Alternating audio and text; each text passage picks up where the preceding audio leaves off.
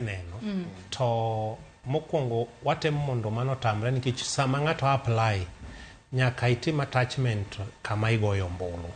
Tinde form cha onge ahinya but iketo ID. So wan watimo gani okwatim screening ne forms te. ID cha be yango kuma ng'ato goyo ombulu adiera. Yeah, just a moment nitie.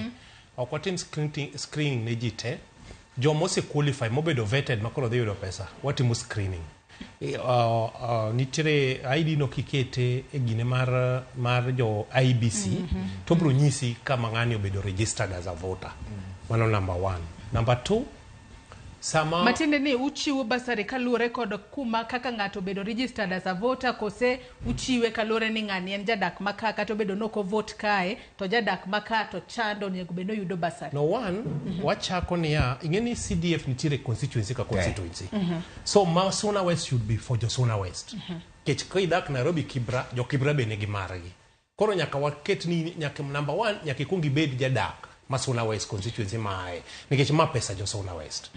Mano number 1 wacheko mano. But nyalo bedo ni ng'ato nogo ombulu election mokalo nene constituency moro to sani koro biro timre nade odak Sona West.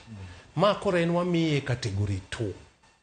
Obiro appeal ni yawa ando yieno wandikoga sami apply cha ko penji kama goyo ombulu inyalo wacho ni currently ana registered voter Kibra but sani ana residence Masona West. Justification en anyiewo loka agedo document go ya attach.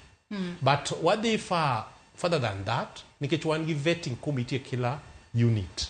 Jogo are able to identify ni ng'ani as much as inoko go ombulu ka last election ten ng'ama wasedago ka wang'e en ma to kachaka amedo penjo machielo wi mano iyudo kama en nyathi adiere de wang'e ni nyathi to ok luto ombulu kaluoni kapo